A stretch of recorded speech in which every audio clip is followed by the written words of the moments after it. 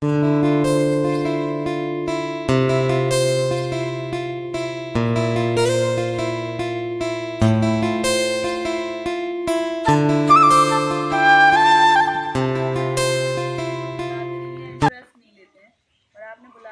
बड़ी बात है। तो खेलो, वो पढ़ाई पे ध्यान नहीं दे रही थी और गेम्स खेल रही थी और अपने आप को उन्होंने एक कोरियन कैरेक्टर इमेजिन कर लिया था। कोरिया एक देश है कि कैसा लगता होगा।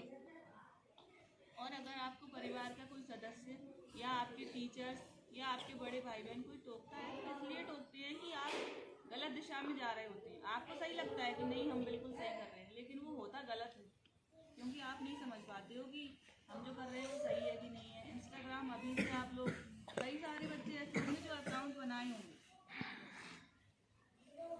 लेकिन आपने अकाउंट बना लिया, आप यूज़ भी कर रहे हो, लेकिन उससे क्या हो सकता है और हमें किस हद तक उसे यूज़ करना चाहिए ये अभी आपको समझ में नहीं आता है। इंस्टाग्राम लॉगिन किया और स्नैप आईडी बनाई, इंस्टाग्राम आईडी बनाई, उस पर वो रील्स वगैरह जो भी अपलोड करती थी। एक गुना जिले की ही महिला ने उससे संपर्क किया इंस्टाग्राम के थ्रू, उसे मैसेज करने लगी ऐसे ही छोटी लड़की बन के कि मैं तुम्हारी दोस्त हूँ, ऐसा वैसा करके बात किया और उसको बुलाया कि अब तो अपन फ्रेंड, 2-3 महीने जैसे हो गए कि अब अपन फ्रेंड बन गए, अब तो मेरे घर आना। तो वो लड़की चली गई, शहर में ही रहती थी, तो उसने सोचा चलो इतना दूर नहीं है, वो चली गई।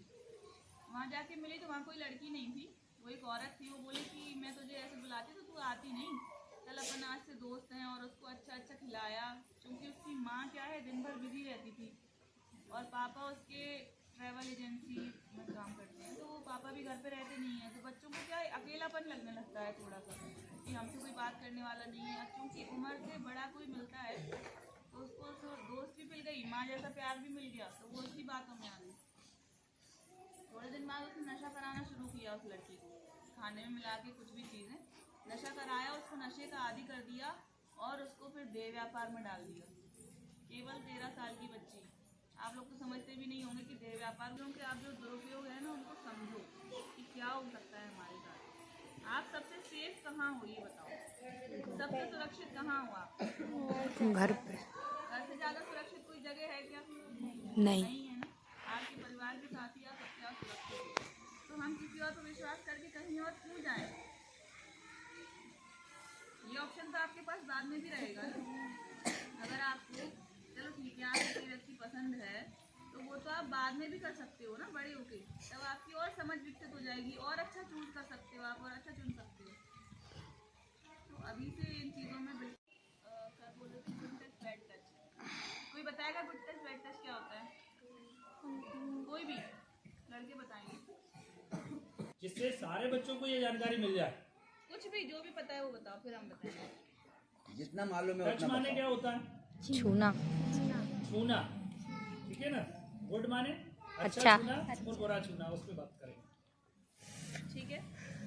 इसमें इसकी हम ज़रूरत इसलिए पड़ी है क्योंकि ज़्यादातर केसेस ऐसे आ रहे हैं, बाहर का व्यक्ति कोई आपको छूता है तो वो तो आपको बुरा लगता ही है, ठीक है ना, उसकी तो आप रिपोर्ट करते ही हो।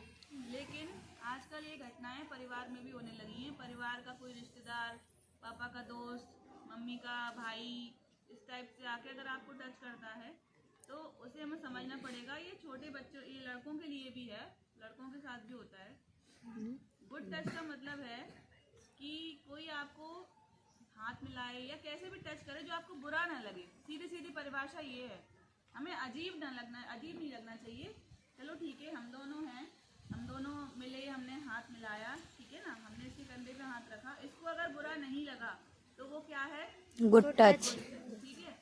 अगर इसको कंफर्टेबल फील नहीं हो रहा है, अगर थोड़ा सा भी हमें ऐसा लग रहा है कि नहीं, इसे इस तरीके से हमें छूना नहीं चाहिए, तो वो क्या है? Bad touch. आप लोग बड़े हो, क्या है कि ये जो शरीर के कुछ अंग होते हैं वो तो हम बहुत छोटे बच्चों को समझाते हैं, आप लोग सब समझते हो।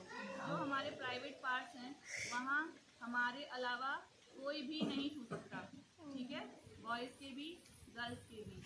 लेकिन उसके अलावा भी जो प्राइवेट पार्ट्स नहीं हैं, लाइक आपका चेहरा है, आपकी गर्दन है, अगर आपको लग रहा है कि कोई आपको इस तरीके से टच कर रहा है कि हमें अच्छा नहीं लग रहा, तो वो भी बैड टच में ही आता है। मान लो निकल के जा रहे हैं, हाथ हमारा प्राइवेट पार्ट नहीं है ना, लेकिन किसी ने हाथ पकड़ लिया रास्ते में, तो क्या वो गुड टच है? नहीं। नहीं है ना, वो भी बैड टच है। तो हम इसकी भी रिपोर्ट कर सकते हैं, बॉयज भी। ठीक है, बहुत छोटे लड़कों के साथ भी ऐसा होता है कि गांव के कुछ जो बड़े लड़के रहते हैं जो थोड़े बदतमीज टाइप के रहते हैं, तो उनको भी वो परेशान करते हैं, तो आप उसकी भी रिपोर्ट कर सकते हो। कुल मिला के अगर हमें अच्छा नहीं लग रहा है किसी का बात करना, किसी का उस तरीके से हमको देखना या किसी का छूना, तो वो सभी ठीक है ना, वो इसमें कानून में कैसा बनाया गया है, उसको अपराध बनाया गया है ना, हम उसकी रिपोर्ट कर सकते हैं। अगर आपके परिवार वाले उस चीज़ को नहीं समझते हैं तो आप अपने स्कूल में बता सकते हैं, और स्कूल वाले भी नहीं समझ रहे हैं तो आप सीधे 112 पे फ़ोन लगवाइए और हमें बताइए। ठीक है, 112 से क्या होता है कि थाने से गाड़ी सीधे आपके घर आएगी, आपकी समस्या सुनेगी, जो भी बात है, अगर रिपोर्ट लायक चीज़ है तो थाने ले जाके रिपोर्ट करवाते हैं। ठीक है ना, समझ गए सभी? ये नंबर सबको याद हो गया, 112 हाँ। Police help. ठीक है, ये तो होता है चाइल्ड हेल्पलाइन का। ठीक है, वो तो आपके टीचर्स ने आपको बताया भी होगा, सभी जगह लिखा भी रहता है 1098 1098 जिसको बोलते हैं। 1098 बोलते हैं। ठीक है, दूसरा एक और नंबर है अभी काय के लिए है, वो साइबर क्राइम के लिए।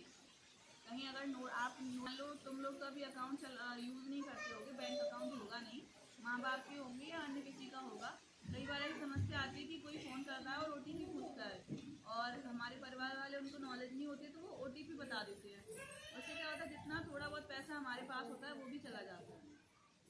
अगर ऐसा हुआ है तो तुरंत एक नंबर पे कॉल करना है, 1930 1930। क्या नंबर है? 1930। ठीक है, सर आपको बता देंगे, कल नोट करवा देंगे। अगर हम 1 घंटे के अंदर उस पर कॉल कर देते हैं तो हमारा पैसा कहीं भी नहीं जाता। जितना जल्दी हम कॉल करेंगे उतना जल्दी वो लोग पैसा वहीं रोक देते हैं, उसका दुरुपयोग नहीं हो पाता, ना कोई निकाल पाता है, और थोड़े दिनों में वो पैसा हमारे अकाउंट में वापस आ जाता है।